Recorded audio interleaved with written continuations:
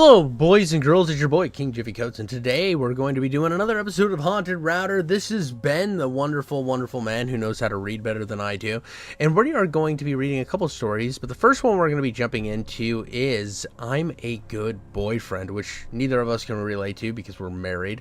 Ben's still in the honeymoon phase. I'm in the happily married with a child phase, so it's going to be fun to go back.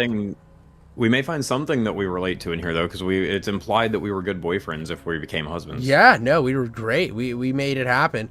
I did see that he said I already uploaded this on r/creepypasta, which they suck. They're terrible. They always shut people down, and you have like a giant audience base that No Sleep has that you're gonna get lost in.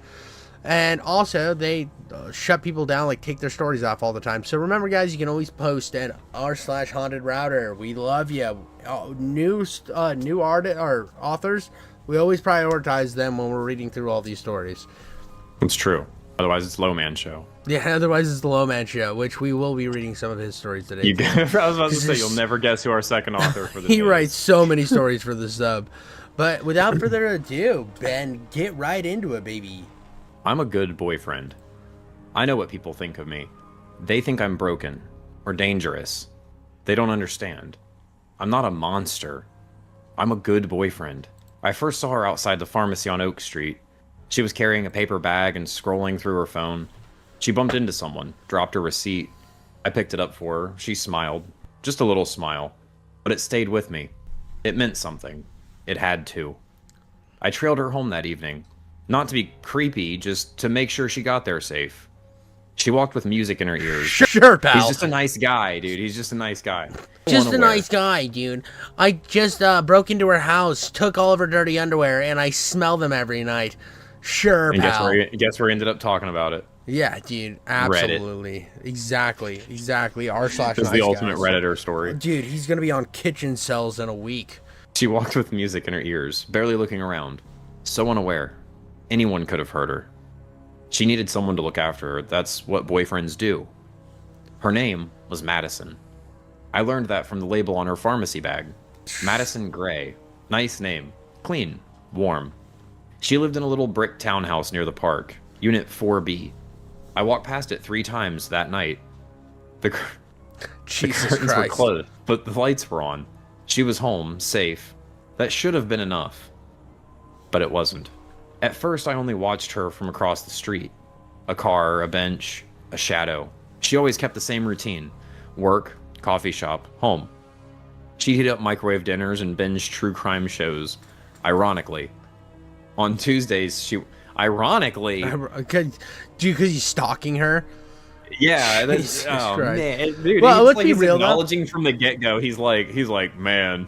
The one thing I think is funny is like how much women love their like NCIS and their like true crime shows. It's like I think every girl like watches one of those multi-level or multi-lettered shows. They have to. I feel like it's ingrained in their body. They're like, oh, 911, South Tahoe. Oh my God, dude, let's go. Danger. Anyway, I don't have anything else for that. Ironically, on Tuesdays, she watered her plants. On Thursdays, she did laundry. On Sundays, she took long showers and sang to herself. I liked that. That was ours. She just didn't know it yet. I broke in for the first time a few weeks later. She left for work at 8:15 sharp, took a lift, didn't lock the window. That wasn't safe. I didn't take anything, didn't mess anything up. I just wanted to look around. Her couch was soft. Her throw blanket smelled like lavender. Jesus. I sat for a while. Imagined her curled up next to me. Watched a few minutes of her show before I left. It felt right. I belonged there. Dude, he definitely beat off on the couch. 100%. 100%. It's all over the coffee table. Dude, she was like, I don't remember this donut being glazed. It's just, she got like the boring like brown donuts that have nothing on them, and now they're all just glazed. And he's outside like, stupid. I hope she eats it. He's outside popping off too. He's like, I don't remember the side of my house being glazed either. Eventually, I stopped leaving. I'd be inside when she got home, tucked behind furniture or crouched in closets. She never noticed. That's as So like funny creepy. as it is chilling. Yeah, dude, it's so creepy, but it's just so funny to think of him just like it, like badly hidden. Like there's a That's what plant. yeah. There's like Like he's a like there's a lampshade on the head. yeah, he's where the lamp should be. He's just standing over in the corner, breathing hard. He's got his unit out, just slow jerking. He's just edging It's like himself, and he's like she's under the coffee table, which is like way far back in the room where anybody could just look right underneath it and no, stand better there. yet, she's got one of those desk lamps, and he just has the desk lamps holding it above his head, staring at her while she works on her classes. And he's like 2 feet away from her. The whole time, dude. She knows he's there, but she's too scared to do anything because she She's has just to work. blasting like a true crime podcast in her ears. He's like, and the killer was right behind her. She just is, I can't deal with this guy right now. I have a full-time job. Yeah. Sometimes I'd crawl under her bed and listen to her breathing. Other times I hid in the kitchen cabinet. How small is this guy? Once I fell asleep inside her laundry hamper. Dude, it's Jet This Li. is a tiny little This is man. literally Jet Li. I'm thinking more like Wee Man. Oh, I'm thinking like Jet Li from like any movie ever where he's just crawling into small areas. I just watched Expendables 2 where they started out with just like, who am I gonna make fun of now? And he's like, you will find the other minority. Maybe he's like, he's just like a contortionist or some shit. Yeah. I'm not sure.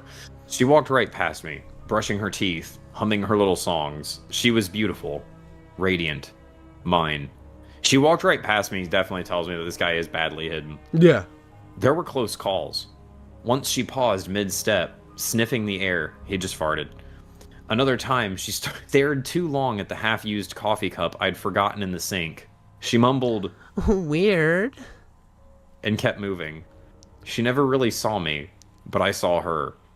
Every inch. I watched her stretch before bed. Read on the toilet. This answered so many questions about this guy. He's so crazy, bro. This is awesome. This I is knew literally which what was side that? she parted her hair. No, I'm just kidding. What was the story we read where the guy was in the walls? Dad finally told me what happened that day. Yes. Yeah, dude. This is the other perspective. Oh, yeah. Yeah. This is the boyfriend. Mm-hmm. I knew which side she parted her hair, which lotion she liked, what time she scratched her thigh in her sleep. That's weird if that's like the same time every night. I knew her intimately. I started leaving her little things. A rose on the nightstand, on her pillow. Bro, I would have been like calling the cops with the rose on the nightstand instantly. Like chocolate on the pillow. Yeah, wait, a chocolate on the pillow and a rose on the nightstand. Unless there's already like a bunch of other chocolates on her nightstand, Yeah. or on her Hello. She just gets done. She throws a bunch of fucking Hershey Kisses on her bed. Gives a good old backhanded toss. It's like she's just like dumping out whole bags of chocolate. She does like the I just spilled salt thing. She chucks it over her shoulder. Or she just jumps in bed and she's just like, wee! Yeah, exactly. Candy! Throws it up in the air. It's like, this bitch is weird. One morning, I laid out her favorite sweater and leggings. She wore them. That meant something. That does mean something. It means that she's completely oblivious. Yeah, this bitch is so stupid. The accident happened on a Tuesday. The last Tuesday. I was cooking dinner. Chicken parmesan. I'd set the table. Dude, if she just straight up like walks in and eats like leftovers she didn't cook, that would be so fucking funny. I'd set the table. Candles. Napkins. 2 plates. I was so excited to finally introduce myself. She came home early. Walked in and dropped her purse and froze. Eyes locked on mine. What the fuck? I smiled. Held up the plate. I made your favorite. She screamed. Grabbed a lamp. Threw it at me. Oh, he forgot to get underneath the lamp. Yeah, exactly. He's like, my hiding spot! No! Threw it at me. But she like picks up another guy. Yeah. Like, she picks up the lamp. And It's just pulls another dude, and he never stops rubbing it out the whole time. Just, oh, no! Or it's like a skeleton of like another stalker. Yeah. That's like posed like with his hand. There. Yeah. Grabbed the lamp, threw it at me. I tried to calm her down. I told her I loved her, that I'd been here for weeks, that I knew her. She ran for the door. I chased her. I grabbed her arm. She slipped. Her head hit the corner of the countertop. Okay, bro. Oh, Sure, bro. no. Sure, bro. Hard. The sound was horrible, like cracking a frozen watermelon. You guys know what that sounds like. Yeah, Dean. That's I do it every Tuesday. Every couple of days. That's what I was well, saying. because Yeah. after it gets done being like freezer burnt, it gets real soft and mushy. And then I put Yeah, my, with a little I chisel. Put, yeah, I put my dick yeah, in it. yeah. I have sex with the de-thawed watermelon. She didn't move. Blood leaked from her temple, down her cheek, into her ear. Her eyes were open. I froze, like a watermelon. Stared, tried to lift her up. She was heavier than I expected. I carried her to bed, tucked her in, whispered That's what I do when I murder somebody. Is I'm like, well, she's not dead. She's really tired. Hard day at work, I would say. Somebody just needs a little nappy poo. I think someone needs a nap. Somebody needs a little nappy poo. Stuck in it. Fluff, fluff, fluff, fluff. You're gonna be okay, sweetie. We'll talk about this in the morning. Mwah. I got blood on my lips. Oh no, this is a disaster. Then he hits her. He does the abusive boyfriend. He just punches her. One more on the way out. Sure shows you right for getting blood on my lips. Yeah, he just loses his cool immediately. He's like, I'm so chill. I whispered that everything would be okay, that we were just having a fight.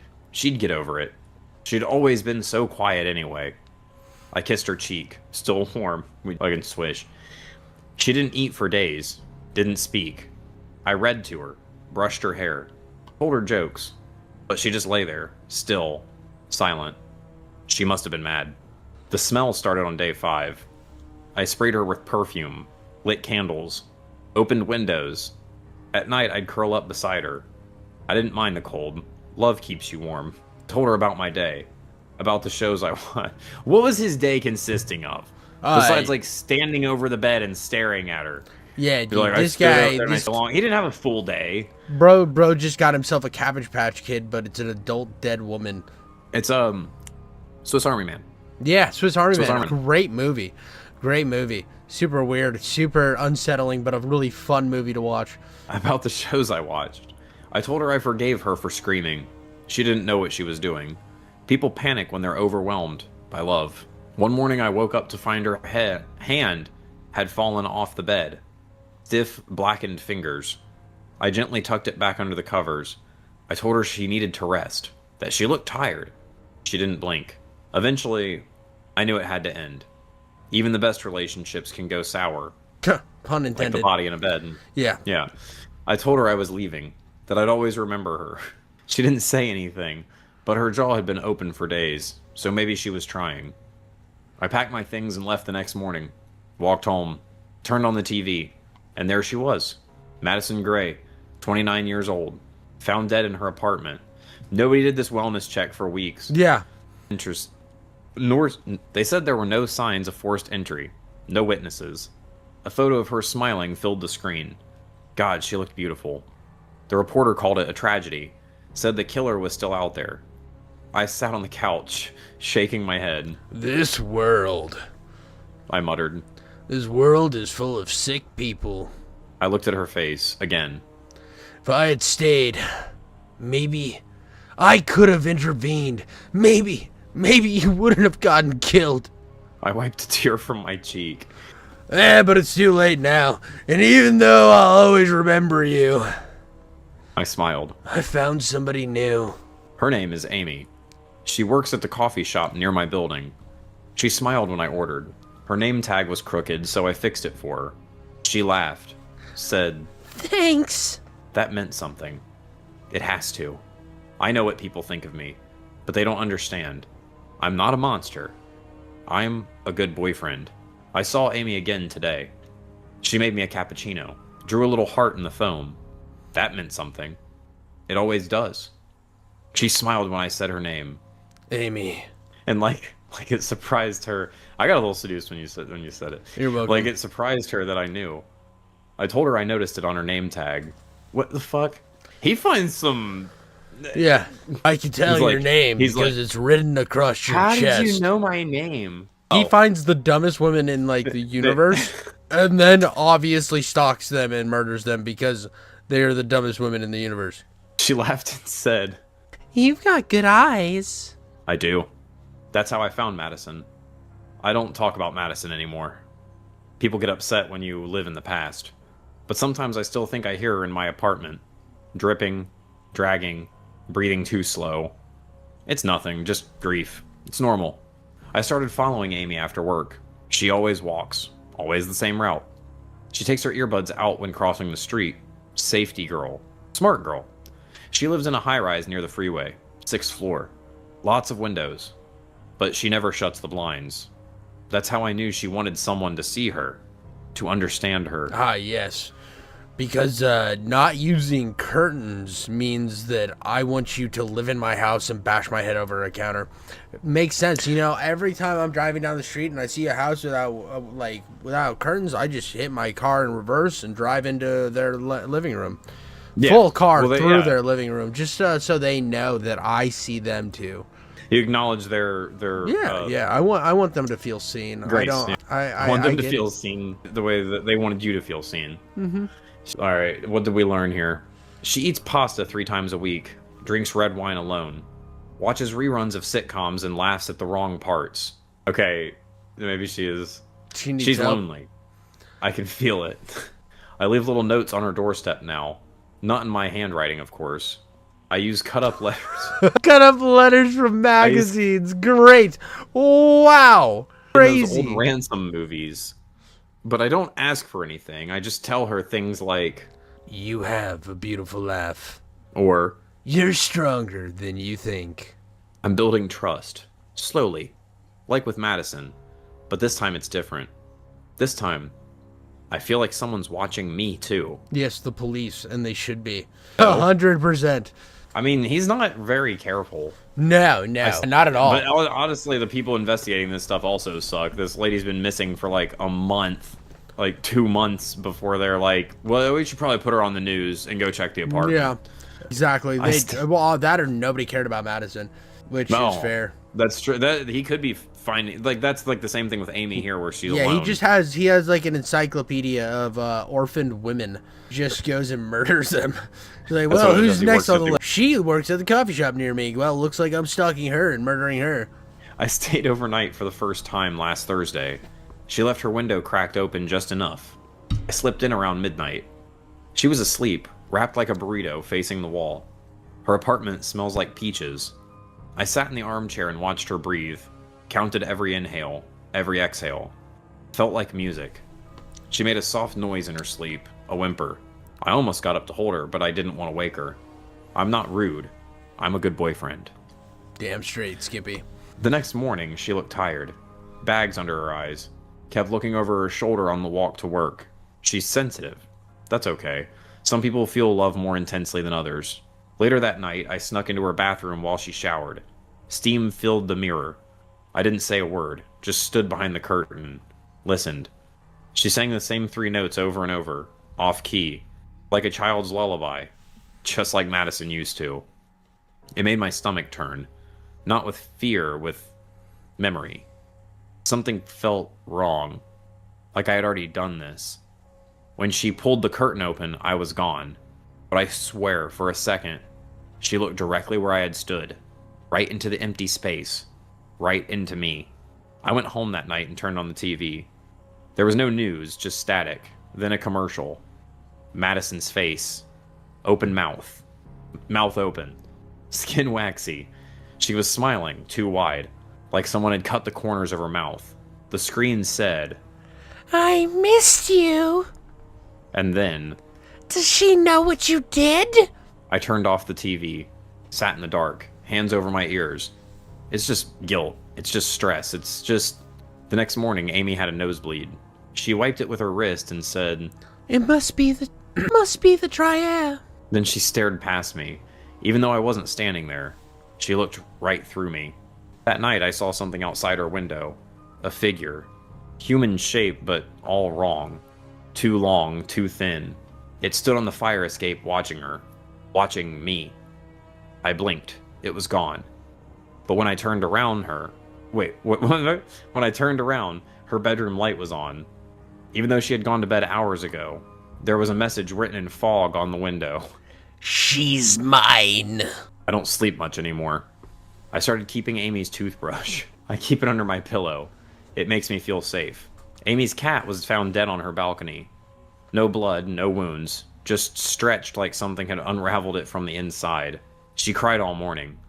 I watched from across the street. I wanted to comfort her, to hold her, but I also wondered, was that a warning for me? I think Madison is angry, but not about the accident, about Amy. She doesn't want me to move on. She keeps sending me things. The other night, I found her eye in my fridge, just sitting in the butter tray, blinking. It blinked at me. I keep seeing her, in reflections, in shadows, in Amy's expressions. She's changing. Amy. She stopped wearing makeup, stopped brushing her hair. Her voice is lower now, hungrier. Last night, she whispered while she slept. Don't leave me again. I think Amy might be Madison now. Or maybe Madison was never real. Or maybe I've always been in love with someone else entirely. Someone who exists between people, inside them, through them. I can't break up with her, not this time. She won't let me. And I don't want to, not really. Not when she's finally starting to understand me. She left her door unlocked tonight, just like Madison once did. Just like she wanted me to. That means something. It always does. I'm not a monster. I'm a good boyfriend, and good boyfriends never leave. Amy hasn't looked at me in days, not really. She used to glance toward the coffee shop door when it opened, like she was hoping I'd come in. Now she just stares at her register, avoids eye contact, fakes small talk. I think she's scared, but not of me.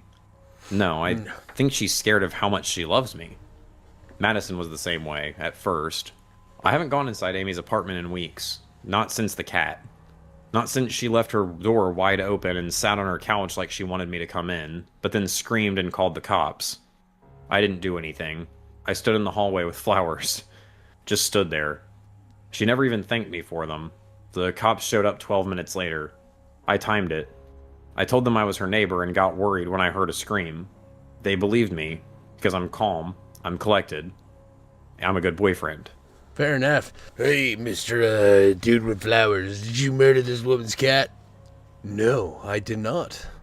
Oh, well, that's good enough for me. Come, saddle up, boys. Let's get out of here. There is no crime to be seen. Nothing to be seen here. We have no issues whatsoever. I have a meeting with Jack Daniels and a prostitute. They're like, Miss Amy, and she's like, how do you know my name? Yeah. And they're like, oh, all right, never mind. Exactly.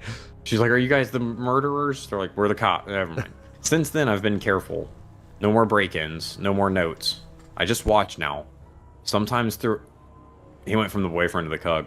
Yep. Sometimes through her blinds. Sometimes from my car. I keep a logbook. Monday, 8:42 p.m. She eats a granola bar and cries during reruns. Hey, sounds like me. Wednesday, 2:15 a.m. She Googles.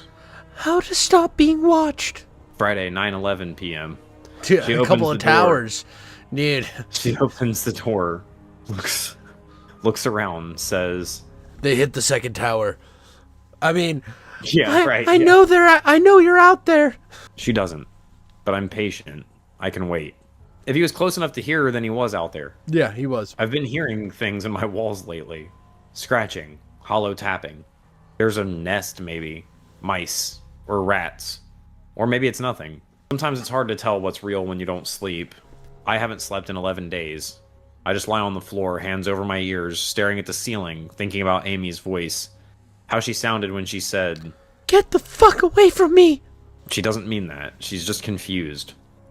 I've started keeping her things, little things. A used tissue from the toilet. I'm just kidding, trash. A straw from her coffee cup. A bandage she dropped when she scraped... This guy's nasty. Yeah, when dude. she scraped her elbow last week. A like, used "Oh, it straw, smells used like-" tissue. He's like, oh, it smells like iron. He's like cloning her. He just like, he knows it's from the elbow, but he's just pretending it's menstrual blood. Yeah. At the same time. She wanted why me to I have did that. this. It means Oh, something. it smells so good. I keep them in a box under my bed, right next to Madison's toothbrush. I talk to them sometimes. They're the only ones who listen. That's awesome, dude. He talks to a toothbrush. Yeah. And a Band-Aid. He's like Meatwad. Yep. Yesterday... It's amazing. I love this guy so much. He's so awful.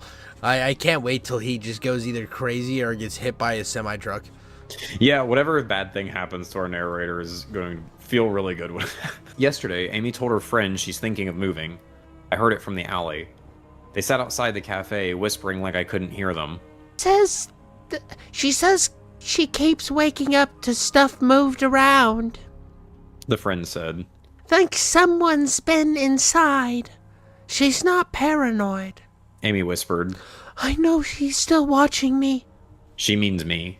And that's okay. At least she still thinks about me. Jesus Christ. I followed her to her therapist's office, waited in the waiting room, pretended I had an appointment too, sat across from her, didn't say a word. She didn't look up, but her hand shook the whole time. The therapist called her in. She stood up and dropped her pen. I picked it up, held it out, and smiled. She stared at me like it was a snake, took it without touching my hand, whispered, Why won't you leave me alone? I didn't say anything. She wouldn't have believed me if I told her that I'm not there to hurt her, that I love her, that I'm not like the others, that I'm a good boyfriend. I started sleeping under her apartment again. There's a crawl space. It just keeps getting worse and worse. It's not like gory or like violent worse. It just keeps getting like more degenerate and like not even in like a. There is not the even, issue like I said, of in like a gross way or anything. It's just like it's gross, but not viscerally gross. That he's just like, I started sleeping in the crawl space under her house again. Like that's so fucking. I weird, do like to bro. picture that like his idea of a disguise was just the googly eye glasses with the Yeah, mustache. he's wearing googly eye glasses He's in like- the waiting room across from her. He's She's like, like- "You dropped your pen." He's like, why would you leave me alone? I don't know what you're talking about. This is the first time we've met. Every time he's like, she looked right through me. Like he's standing like right the fuck there, and she's Dude, like just looking right at him. her shower and he's curtain like, was "Man, clear." she almost saw me. Yeah, he's just standing there breathing heavily, and she's got like a gun aimed at him in the shower. He's just leaving out those details. I'm He's just like, I surprised turned he around and hasn't left, gotten but- caught. This is like way too much evidence against him. Like this is like enough for like 8 restraining orders, and there would not be. They wouldn't even like. He wouldn't even have the ability to fight them. They'd be just no. Maybe he has these against him. And it's just Maybe. like not in the story, you know what I mean? Like Yeah, maybe he maybe. like leaves I mean, all this of that is all- shit out that he's like in court all the time. when Yeah. he's not stalking these ladies. I started sleeping under her apartment again. There's a crawl space through the maintenance closet. I cleaned it up, made it comfortable. I can hear her walking, crying, pacing. Sometimes she talks to me. At least I think she's talking to me. Last night I dreamt I was inside her skin, like wearing a hoodie made of her. Okay, there we go. I walked around her apartment, touched everything she touched, ate from her bowl, sat on her couch. Then I looked in the mirror. It wasn't Amy's face. It was Madison's. She was smiling. I woke up screaming, hands shaking, teeth grinding. I scratched at my chest until I bled, just to feel something. There's also a man screaming in the crawl space. Yeah, totally normal. They came into her house and they're like, "That's just squeaky floorboards." Yeah. It's like, He's like, sorry! I'm "Sorry!" It seems to like happen that, when and you he's like- step in this spot. You might want to call a carpenter. He's like, that's those North Carolina squirrels. Yeah. I went to the cafe this morning. Amy wasn't there. Bad stalker. He doesn't even know where she's at anymore. Her manager said she quit. No forwarding address. No warning. She's gone. I walked outside, looked up at her window. Empty. No light. No shadow. Just me, alone on the sidewalk. I waited there until sundown, then midnight, then sunrise. This dude's just like, he's like in an RPG passing time. Yeah. Is like, how long would you like to wait? He's just, It's like when you die in GTA and it like does the day cycle and you walk out of the clinic, but he Yeah, just yeah. never left. he's just standing still while people like cross him and like traffic goes by and like in fast Yeah, forward exactly. mode. Like we see the little clock rotate. No one came out. No one went in. I think she left me. I cried on the floor of the crawl space for hours, punched the wall, screamed into my palms. I was good to her. I watched her, protected her, gave her everything, just like I did with Madison. And like Madison, she ran. It's okay. I'm okay. There's a new girl now. Yes. She rides. Let's She move rides on. the Well, hat trick. it's time to stalk somebody else. It didn't work that time, so let's give it another run. Hey, you know what? He keeps getting back on the horse, man. Yeah, dude. We can say that about our protagonist here. And her name is Cynthia. You will find love. That's his horse. She used to be a woman, and then he slowly turned her into a horse. And the movie, they made a movie about it. It was directed by Kevin Smith. It's terrible. Yeah. Tail. Tail, yeah, exactly. Nay. That's way better, dude. It's called Nay. Oh yeah, man, I'm swinging a miss on my part. She rides the same bus every morning. Always takes the same seat. Left side, third row from the back. She reads romance novels and laughs quietly to herself. This morning, she wore a sunflower pin in her hair. I told her I liked it. She smiled, said, Thanks. That means something. It always does. I'm not a monster. I'm a good boyfriend. And this time, I'll do it right. She'll see. They all will. She smiled. Thanks. Oh. Alright, so it just repeats itself right there. Yeah. But anyway, her name is Emily. I heard the bus driver say it once. Have a good day, Emily. She smiled at him too. She likes a lot of people, but not the same way. I would hope not. Her smile for me was longer, slower, grateful. The kind of smile you give to someone who's about to change your life. Emily is different. She hums to herself when she reads. She draws little flowers on the margins of her books. She doesn't rush. She lives alone in a gray house near the overpass, third from the end, white curtains, bird feeder out front. I watched her feed the birds once, tiny brown finches. She looked so proud of herself, standing there in her robe, clutching a coffee cup with chipped pink nail polish. She has kind hands. Yeah, I'm just dude. imagine this guy. This dude is like all over the city, and I'm picturing him like maybe he's like gotten better and better at it over time, and now he's just got like high-powered surveillance gear, and he's just like at the bottom of this tree with like a fucking generator running. Dude and, looks like a like telescope mounted, and he's just got like a bag of like snacks and like a cooler and stuff. Dude, His kid's straight like, up hey, mister, Splinter what Cell. are you doing? And he just pulls out like a paintball gun and just starts like popping them. He started with the box from Metal Gear Solid, and now he's full Sam Fisher. Like now he's become Sam Fisher, but he started with just the box from Metal Gear Solid. Because like I get like we need the details and stuff, but like the chip pink nail polish that kind of gave it away. This guy's onto some like he's got some high powered. He's like in a spy He's van. there, dude. He's there. He puts him on and makes the iconic noise from Splinter Cell. And it just he hits the different buttons. He's crawling along the ropes. He's doing the ropes like, and stuff. He's like dangling from a tree branch with like a big like goggle thing over him, like controlling a drone. That Exactly. He's, like, when she walks out on his porch, he's just spider monkeyed on the ceiling. She has kind hands, giggity. Even her fingers move gently. Yeah. The first time I followed her home, I stepped on a twig and she turned. Our eyes met for a moment. She didn't scream. She didn't say anything. She just stared. Then she went inside. That's when I knew. She was different. This time, I took it slow, measured, precise.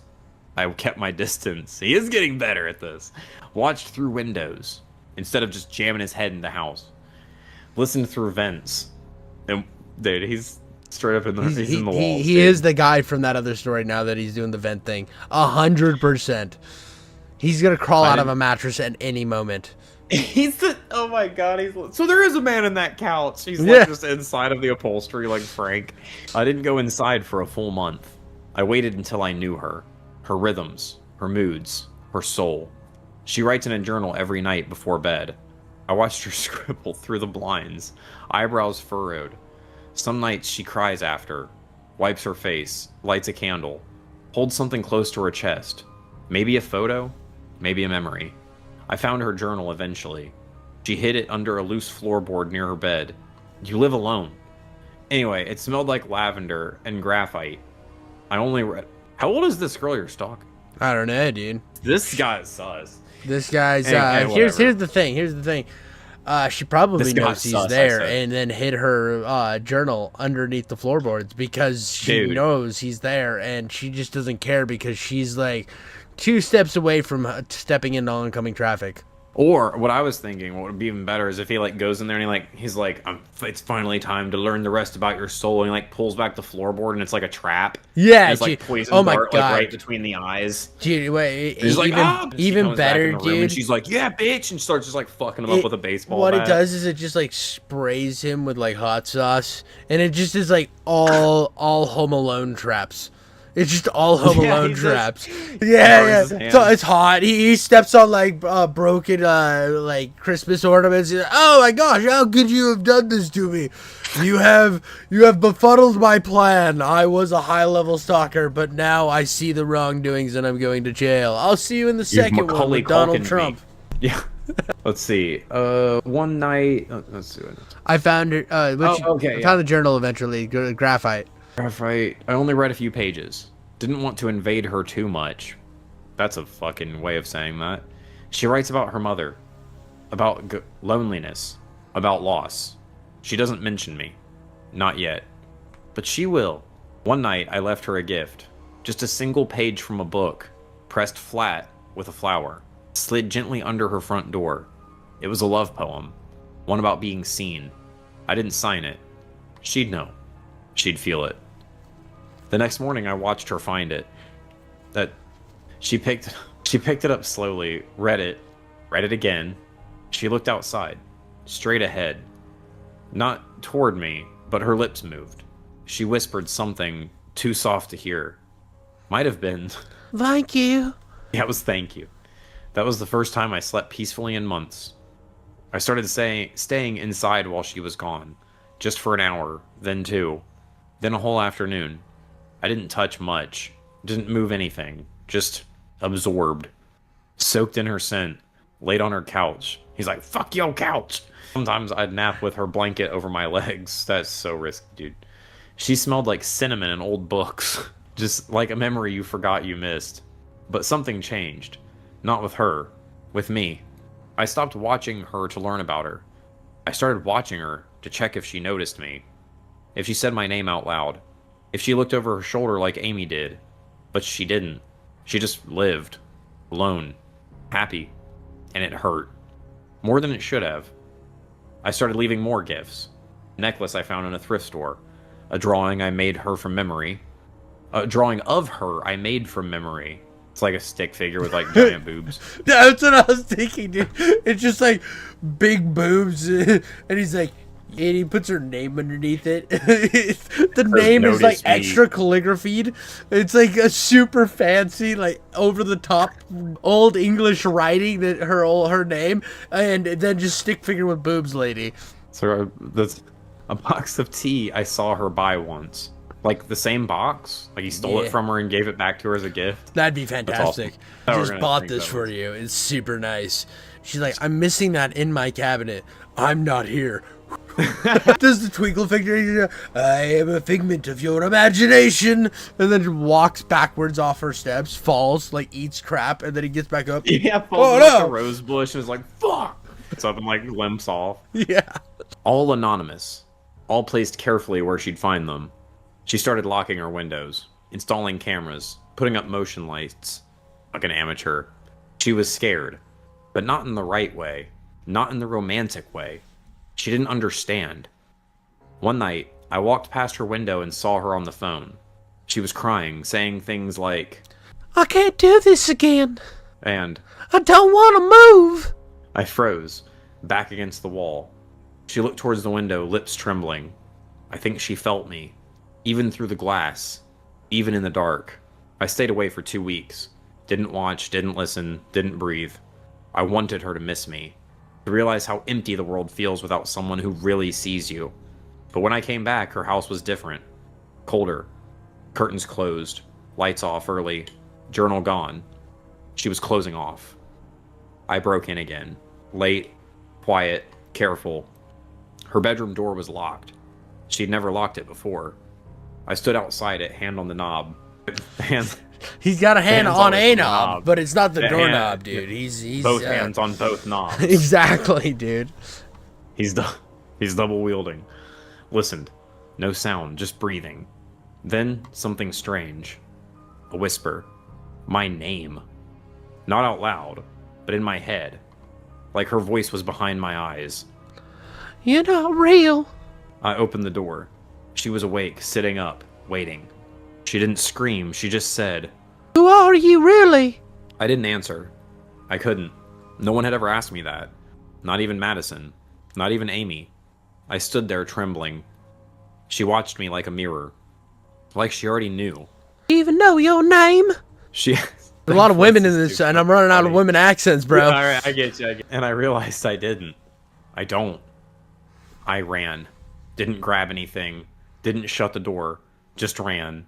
So as soon as she shows interest, he's out. Yeah, dude, he dipskis. great. He was like, I didn't know you were a country bumpkin. Oh, time for me to leave, bitch. I need to go stalk a different woman. Yeah, instead of her screaming and being like, oh, please don't hurt me, I'm gonna call the cops, she's like, what do you want? Like, who are you? And he's just like, no, you ruined it. You're like, not playing the game right. I don't like you. His knob just goes limp. Yeah, exactly. That was 3 nights ago. I haven't eaten since. I've been writing this down in pieces, in stairwells and alleys and dark motel bathrooms. That's a list. Trying to remember who I was before her. Before all of them. But it's all fading. Madison, Amy, Emily. Did I love them? Did they love me? Or did I make them up? Last night, I had a dream. I was inside a cold room, gray walls, one door, no handle. Emily was there, sitting cross-legged on the floor. She looked up at me and said, You were never a good boyfriend. You just lonely. Then she opened her mouth, and Madison's voice came out, then Amy's, then my own, all saying the same thing. So you have to do all of the voices at once. There is no her. There is only you.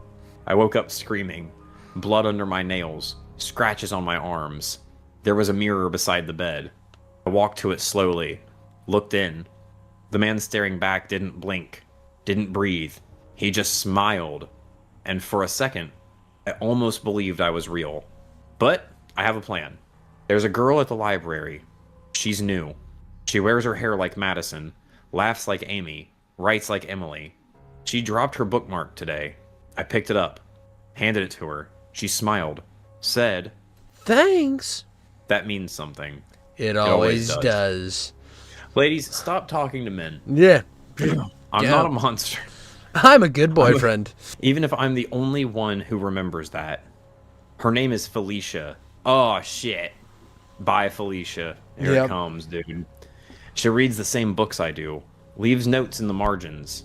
She writes little questions in pencil. Like she What wants books do you someone to think he talk to reads? her. I think he just reads, like, endless copies of Blondie. Blondie? Yeah. He just... Oh, like the comic strip. Oh, I know what you mean now. Yeah, the I think comic he just strip. reads Blondie. It's like the most... He's over there with like a... He's not even reading a book, it's just a paint by numbers. I don't see him reading a lot in between his stalking. So, what books do you... Where are we at here? Self-help. It's the new Piers Morgan book. yeah. He's just like reading like whatever like the pop psychology is, but Yeah, he's like wackadoo exactly. stalking people. Like he's like, wow, they make a lot of good points. We really need to learn to forgive ourselves so we can heal from our traumas. Okay, time to go chop up a woman. What was Kenny Powers? He's got the Kenny Powers self-help book. Robinson. Yeah, exactly. He's just like staring at people and he's like, your dad was mean to you. Nah, he's like right here. I had a great father. Yeah, he's like, my dad was awesome. He's like, well, then I can't stalk you. Anyway, let's see. She reads them. She's listening. She looks at me like she knows me. Not like the others. Wait. Yeah. Okay, yeah. Not like Madison or Amy or Emily. Felicia looks at me like I'm already hers. She smiled today when I handed her the bookmark she dropped. A pressed daisy between 2 laminated hearts. She said, You remembered. Of course I did. I remember everything about her. The library is strange lately.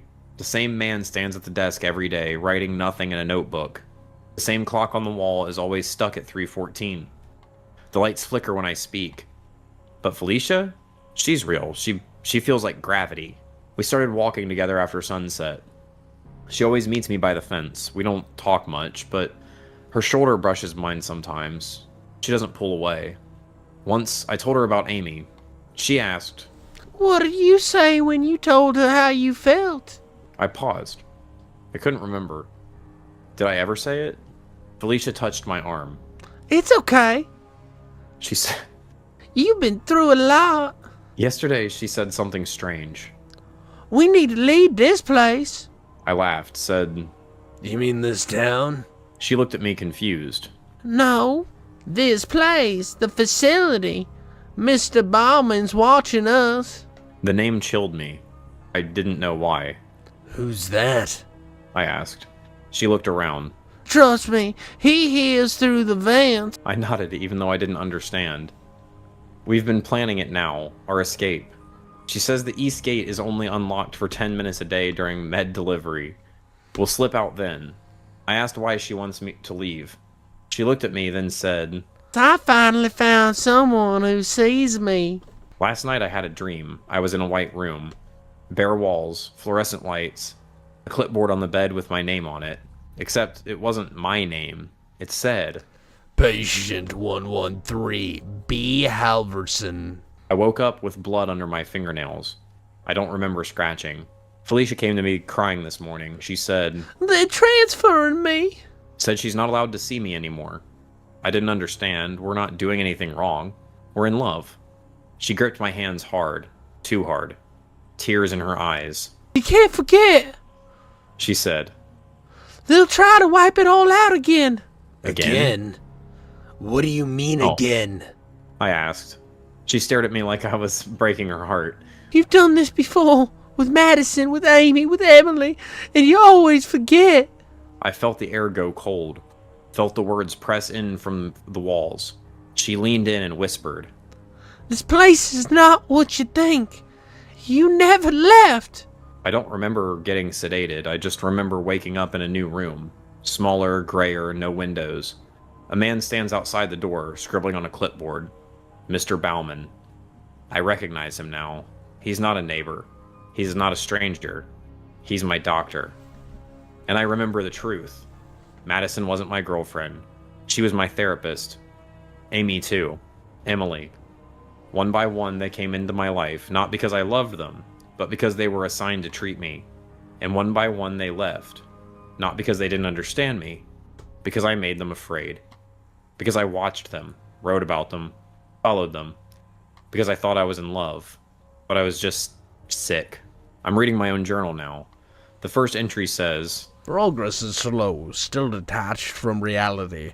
Believes past psychiatrists were romantic partners. Exhibits delusions of love, persecution, and identity. Refers to self as a good boyfriend. Monitored under full-time psychiatric hold. No release scheduled. Felicia's page is newer. She wrote, Patient 113 is intelligent, kind. When calm, he has creative potential. I see something good in him. I believe he's more than his illness. Maybe, with time, he could be someone I care for. I shouldn't write that. I'm transferring soon, but I'll miss him. I sit on the bed now. No pen, no paper. Just the memory of a girl who smiled when I handed her a bookmark. The memory of a daisy. Of a library. Of someone who, for a moment, really saw me. And maybe she wasn't like the others. Maybe she meant it. Even if, I'll never know. They're coming now. Mr. Bauman has the needle. I close my eyes, breathe deep.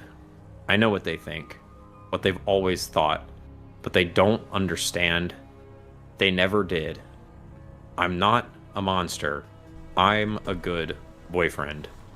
I really liked where this ended. I liked it too. It reminds me of the like a stalker's version of Jacob's Ladder. It's a Shutter Love Island. But yeah, Shutter Love Island. Yeah. That's so good, dude. I'm actually like, that's so perfect, dude. I love that so much.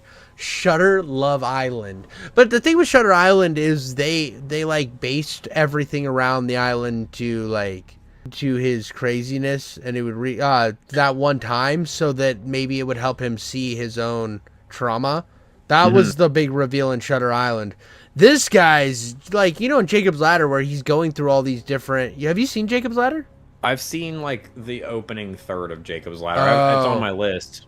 I know. I was. It's hard because Jacob's Ladder is like a really, really good representation of what I think is kind of happening here. Because at the beginning he was in the hospital, and at the end he's in the hospital. And Jacob's Ladder is kind of like the same idea.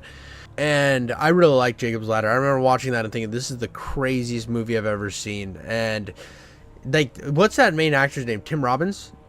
Tim Robbins, yeah. Yeah, Tim Robbins. He's such a hit or miss actor that he's going to be either fantastic in it or it's going to be one of the worst movies ever. And that's one of the good Tim Robbins movies. Shawshank, one of the worst movies of all time. It's so bad. What? Crazy. If that was your actual take, though. No. That'd be insane. I mean, that's more insane than me saying I don't like the Texas Chainsaw Massacre original. Well, yeah, that would be crazy. That would be like next level diabolical. I didn't really care for it. Like there is movies out there that what was the one with Kevin Spacey, the American Beauty. I can totally get why somebody wouldn't like that movie. I'm not a big fan of that movie. I think it's okay. I think it's a little pompousy and a little artsy fartsy, and I definitely shouldn't have beat The Green Mile for the Oscar. Which the more that I learn about the movie, the more I like about it, though. I don't know for that instance, much. The director and crew, from what I've heard about the movie, they didn't really know what they were doing when they were shooting, and they didn't know what tone they were supposed to be reading all of this in, or they all thought that they were making this really deep thriller when they were filming it and stuff, and then it was hella serious. And then they were when we went to edit it and we were watching the footage back, we were did we make a fucking comedy? Is this a fucking comedy? And it's there it kind of balances between the two of being Fair this enough. Really dark satire is kind of most of all what I think it is. And they had no idea that they were doing that. They thought American Beauty was a thriller about a guy who gets obsessed with a high school girl. Yeah, and then when they played it back, they were that's not at all what this movie was. But still does not deserve to beat The Green Mile. The Green Mile is 10 times better than that movie. If it was a TV show. No, it wasn't. The Green Mile. It wasn't? No. I thought that was released as a TV thing. The book was released in parts. Dude, I'm stupid. The Stand was a TV movie, and it was a TV adaptation. Yeah. Dude, did you ever watch the remake of The Stand TV show? Awful. With Ezra Miller?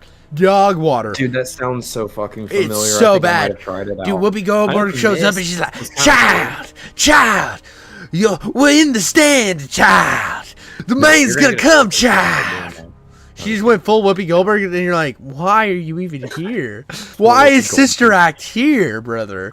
I'm just here to be the wise sage lady. I'm Whoopi Goldberg.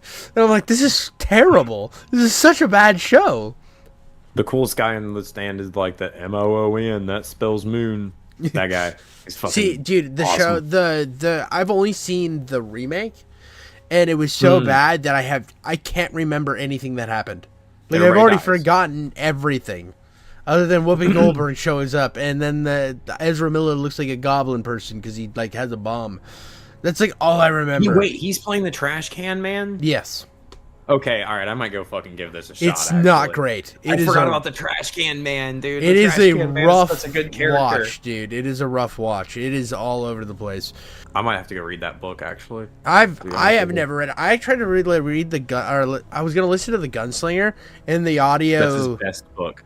Dude, the audio guy was so annoying. Who was doing the audio book? You could read that one. I know. I put it's 7 hours, so I was I had that, and I wanted to finish the first Halo book, and I was on a flight, and the dude's voice was so weird. He's like, well, he had a six, and I was like, Jesus, bro, just fucking spit it out already, dog. And I couldn't do it. I wanted my friend to listen to the audio book because he won't read book, but I wanted him to listen to the Book of the New Sun, which is my favorite book series of all time. But I will admit that the narrator is really dry and dusty. Yeah. He's like, it may be that I had some presentiment of my future, Dude, Like, that's it's like fantastic. I don't know. Halloween That's and not stuff, dry like- dusted. That was just beautiful. You should Oh, read thanks. every story like that. What are you doing? Oh, That's I know, beautiful. I did. I want to do ebooks really bad. You want to be Like, an read ebook reader? Like I want to like read audiobooks. Yeah. Dude, that would be clean, bro. I thought about doing that, but I'm too retarded. This is my audition. There you go. See, this is my voice acting audition. Then we'll just call it that. I'll read a couple lines, but you want me to read pages? Get out of here! Get out of here! No, but no, I like that story. I did like that story. It was I think it was better. I don't remember enough about Channel 557. The problem with which Channel 557 was I it was admit- just like, and then this guy died in a really, Oh, and this the guy kid's died in a really- dying. That's Yeah, right. yeah. I just like I'll remember this one like a lot better. I remember 557 was cool and like this weird like smut was playing on the TV. Smut? I guess not smut, but like Snuff. Snuff. That's what I meant. Yeah. Dude, Snuff was playing on the TV, and it was like, it's crazy. This one was like, I think had a really good wrap up. This one was, I could like really visualize this one a lot. Yeah. And it had it was a long story too. I'm not complaining about 100%. that, but there was a lot there to go over and stuff like that. It was Absolutely. awesome. But we do have one low man story where you are going to read, Mama, can I go out and ... And as we know, Low Man, great writer. He's always on the channel. He posts to our subreddit like 15 stories a week. He is a much loved guy. We love Low Man. But I start this one out. I don't like that voice at all. That's all right. Go ahead. I don't like Chevrolets. Blam! The shot to the back of her head was instant decimation at this close of range. The back of her head came apart in a blasting ruin. Gore and brain and skull with obscene strips of scalp decorated the place in a violent, chunky spray. The floor, the scene, him. Okay, before we go I any don't- further, have you seen Seven Psychopaths? No. Another great movie you need to see. All right, make The me movie. miss this. So the movie starts out with like these two hitmen arguing about stupid stuff. They're arguing about like their cool, like their craziest kill or something, right? Mhm. And they're just like BSing, and this guy walks up behind them, two pistols, and shoots them in the back of the head. And Yeah, then just throws takes out, like, the two hitmen. it throws a Jack of Diamonds playing card on both of their bodies and walks away. Well, I remember that this is about like where like the guy gets the money or something like that, and they send the 7 different hitmen after him. Nope. Is that That's Smoking Aces. okay? That's Smoking Aces. Okay. Um, Which I always great- get confused with Nub- Guns Akimbo. Yeah, dude, Guns Akimbo with Harry Potter. Yes, That is one of the coolest movies of all time. I love Guns Akimbo.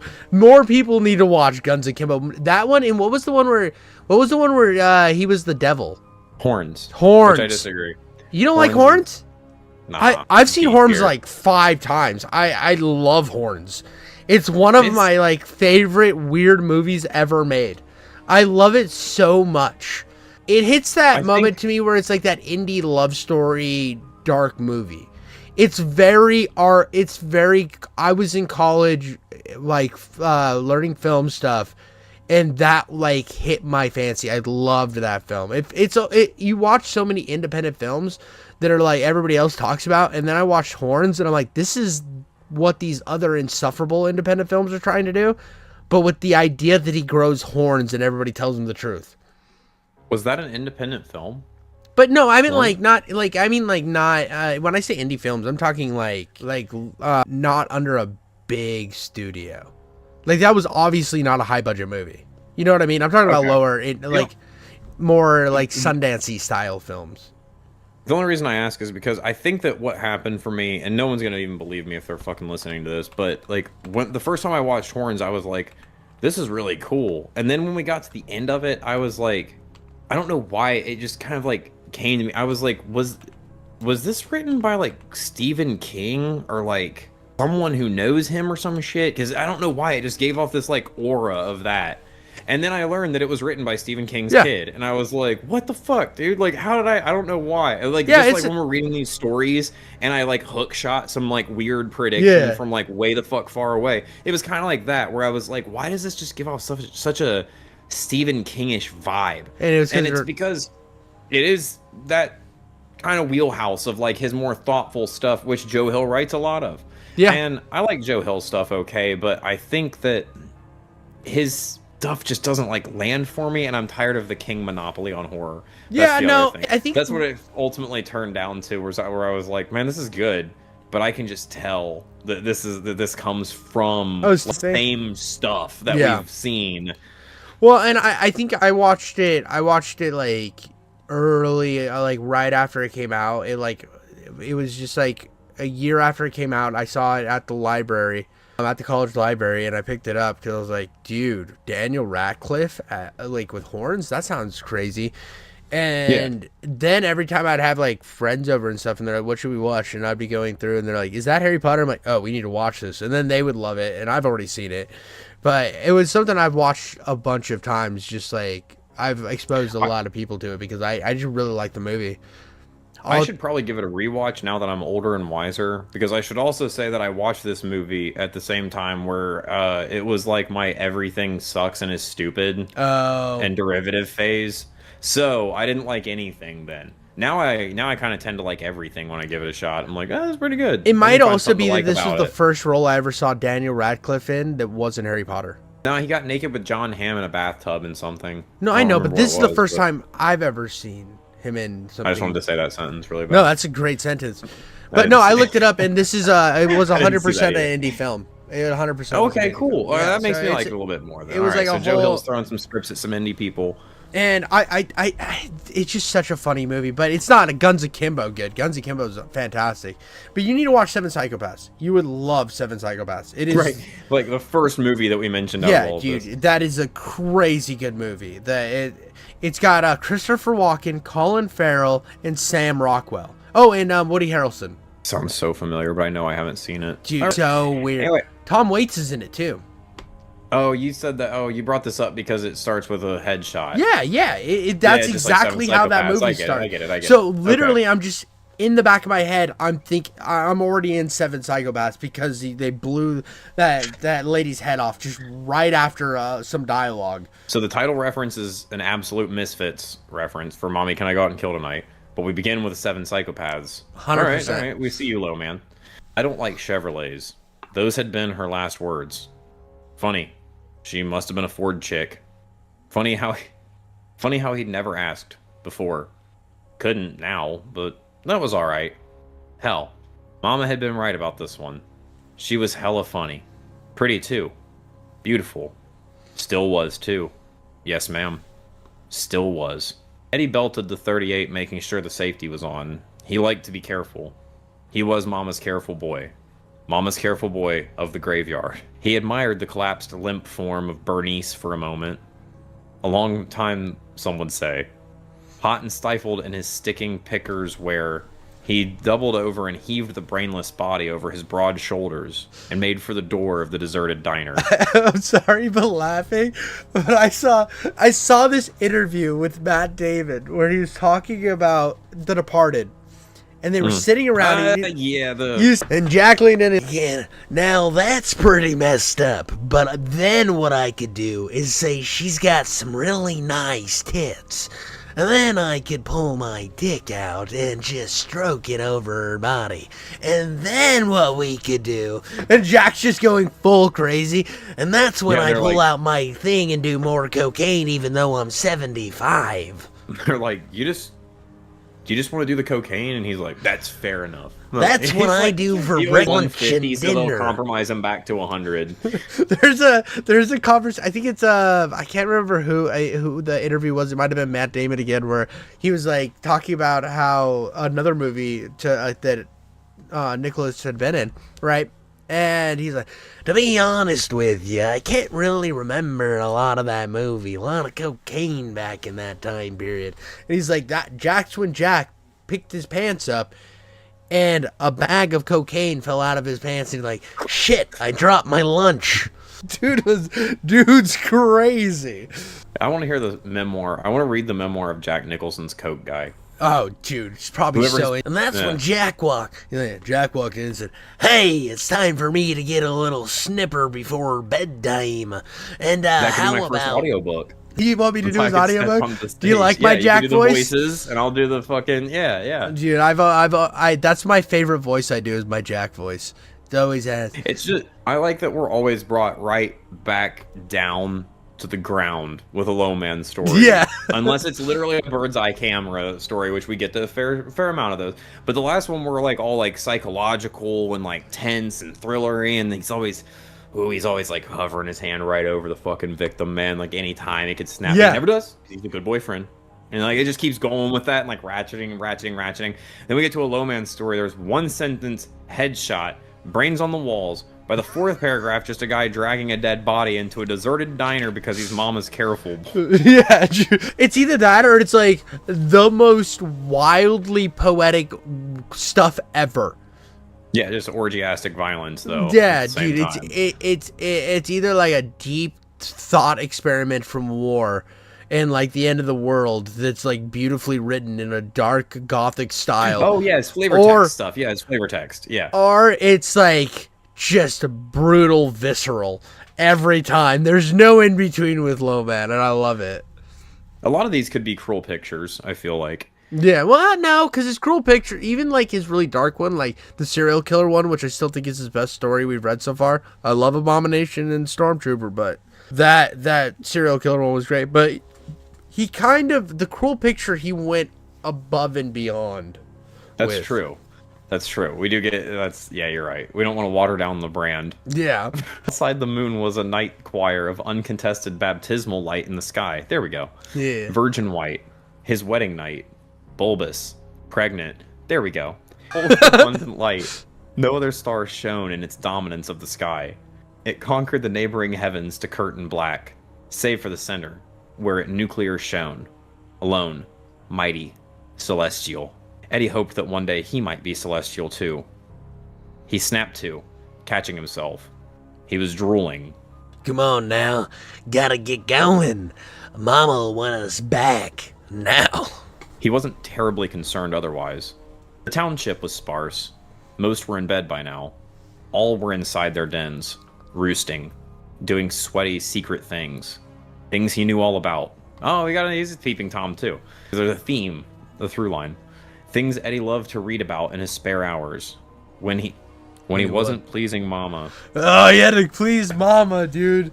He was like, wait, what's the Merle Haggard song, dude? God, there's that, and Mama tried. Mama tried to raise me better, but denied, leaving only me to blame, cause Mama tried. You've heard that song, right? Yeah, of course. Yeah, It's yeah. classic.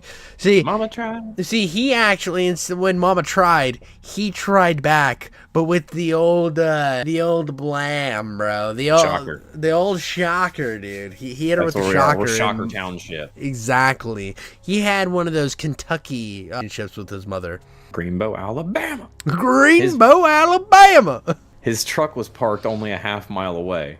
He encountered no one on the way to it, nor on the drive back to his old, tired, run-down homestead, the family farm. Mama, can I cut out the pussy parts or do I gotta leave them in to make her work right?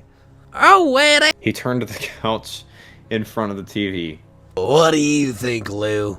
Oh, I think the lady ought to have her pussy parts still up in her. And such on her special wedding night. Yeah, leave 'em. For now, after tonight, who knows? Then you can do whatever the hell you want with 'em. The whole family howled with laughter at that. Lou was the best. Such a joker and a way with words. Witty and such. Him and Bernice were gonna get along like fine. All of them together, like pigs in mud. He cleaned out the wound in the kitchen as best he could as the rest of the family watched TV in the adjoining living room. He did a commendable job. He was experienced. They're all watching like 2.5 Men. Dude, they're just whole- rewatching the Texas Chainsaw Massacre on repeat. Yeah, this is your Texas Chainsaw story. This is 100%. Well, he commented on one of our, not he didn't. So I think it was the last author. He commented on one of our videos saying that my take on Texas Chainsaw Massacre was wrong. He in fact is wrong. I am getting flack for that already. Garbage movie. We'll never watch it again. The remake is better. But We're I doing do. the great debate The one day. problem is, I wanted to love the scene where they're all sitting around the dining room table, because I think that was done. Would have been like, it was so close to being done well, but she just won't stop screaming. So annoying. Yeah, and the screaming and the grandpa part is like way too drawn out. Where they Yeah. have him like try to like whack her on the head like literally like 11 times or It's something. so over the before top. she like breaks away, and that was. Every That's a single bit part of that much, I movie, they understand. could have everything single. Well, and that's not like my big problem. Is every single time that movie's like, it's gearing up. I'm getting that soft, that bit of a chub going. I'm like, yeah, and then it just draws it out. For It's trying to please you, bro. yeah, no. What I It wants mean to is, blow it's her like it draws it out to like till Where it it's kinda- sucks. Yeah. Yeah, it doesn't like ever capitalize, I feel like, on anything. And that's what I hated that movie so much. But yeah, we'll get back to the story before I rant about it. It's always, I hate that movie so much, dude.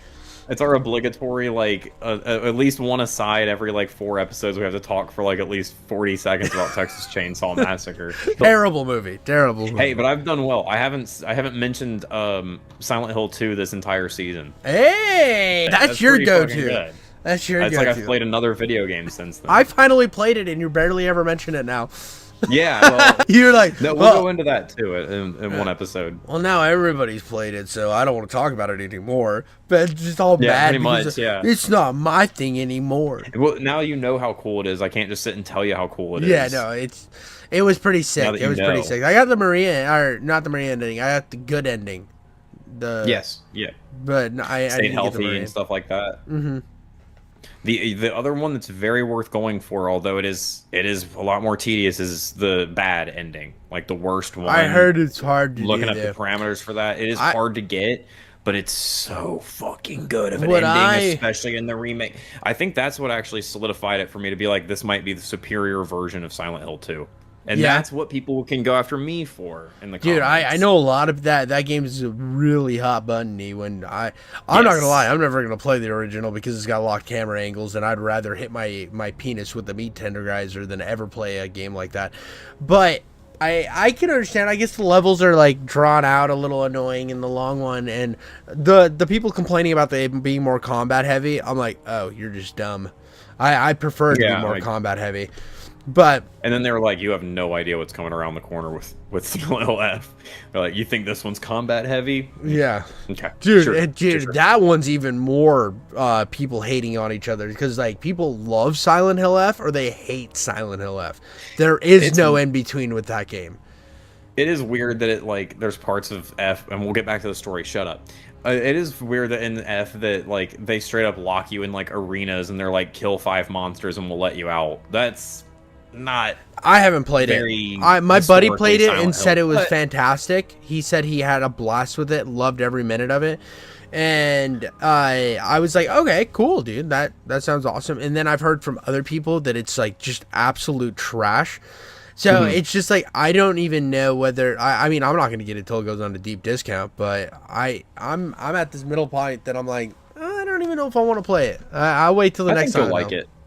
I think that you would. I think that you would appreciate it when you the play one it. thing that I'm kind of sick of Souls-like games, and the Souls-like combat kind of made me not want to play it. It's not as Souls-like as you think. People are just saying that. Oh, really? You dodge and it spends stamina and stuff like that. That's as Souls-like as it is, right there. Oh, really? And you do choose between light attack or heavy attack. Guess what? Just go heavy attack over and over again. Boom. And Oh, you're okay. good. Sounds And fair. then make some distance between you and the enemy. It's more something else, but I don't know what it is. Anyway, it doesn't matter. We got to get back to this family rolling around with his dead body. The whole of the small cave of humble, dilapidated space was cluttered to the point of surreality. The floor was gone. A forgotten memory that may have been carpet or wood or tile or who knows. Papers, magazines, comics, dolls, tapes, CDs, photo albums destroyed.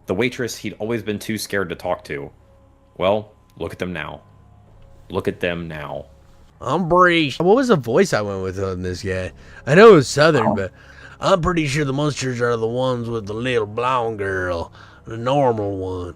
She's like a normal one in the family of freaks. That's the joke. The Addams family, they're all freaks. The room grew cold and tense. Eddie could feel an awkward sense of expectation from the rest of the family. All of them aimed directly at him. He grew hot, flustered. He felt like a horse frustrated in the bridle. He turned to his beautiful brand new bride. Baby, don't do that. Don't talk to me in front of everybody else. Not in front of the rest of the family. Grandpa made like to speak up. I heard well there. Shut the fuck up. Old useless fuck. You didn't even kill Nazis in the war. I don't like it when I'm made to look like foolish in front of my own and such. Makes me look bad. Then I'm the head of this house and home, head of the family. They all look up to me and such. Oh, baby, I'm so sorry. I should have known. You were always a strong, silent one in the dinner, and I could just tell by looking at you that you were a strong family man. I'm sorry again, baby. I'm a good little bitch for Daddy, I swear. I promise. I know, baby, I know. Will you make me a good little fuck bitch doll right now? A good little fuck doll bitch right now? No, baby, not right now. Please, it's our wedding night.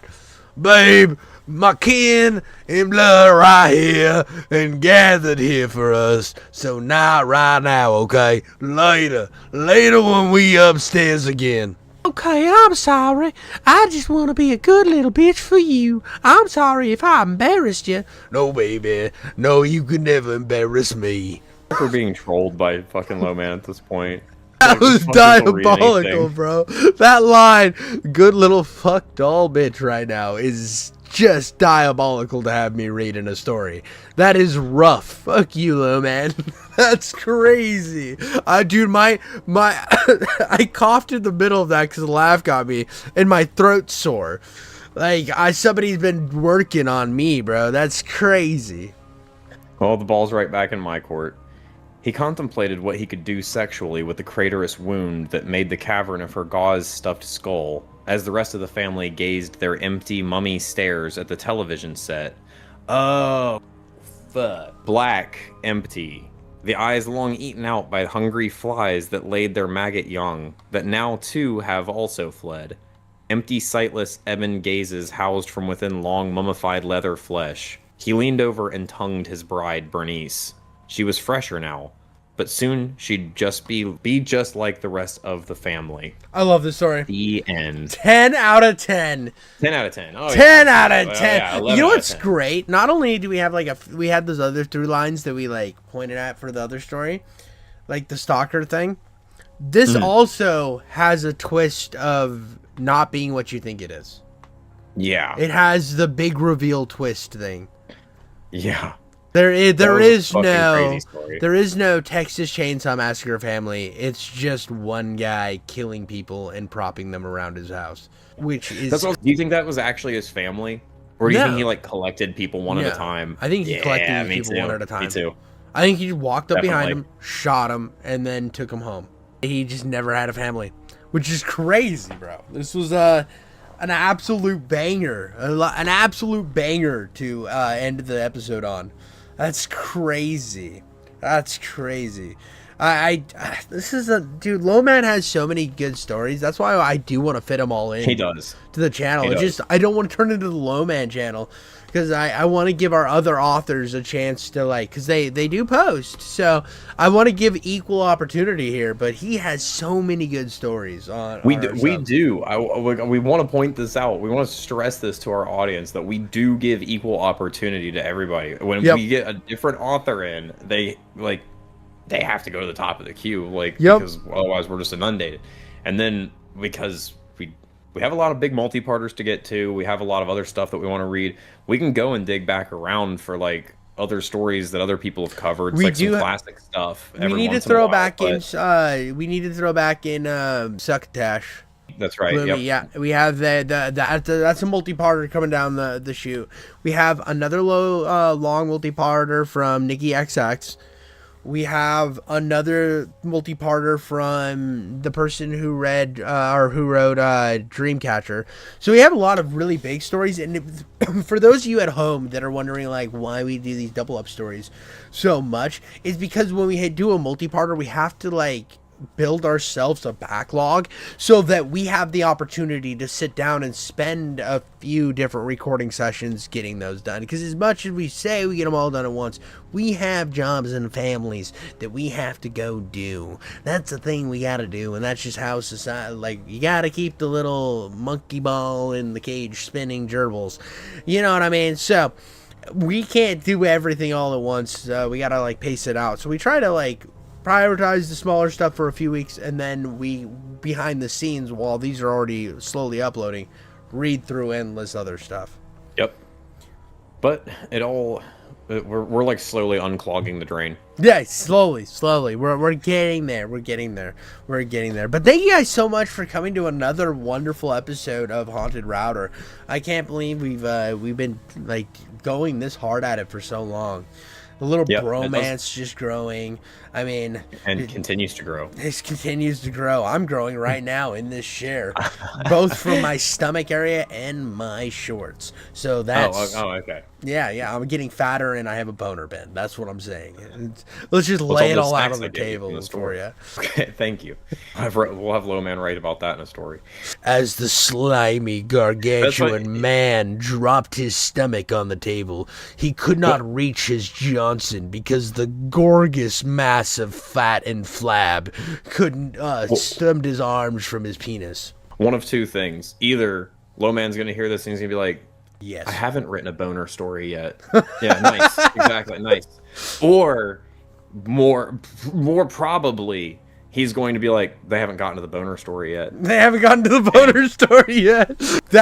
It ends with just say, you could have taken a Blue Chew or something. Those stupid Blue Chew ads. What's weird is when we get to the Low Man story that it's like about me and you, and it's about what happens to us tomorrow. Yeah. And we like wake up and everything happens. That's when we'll be back for that one. Yeah, that'll be the day.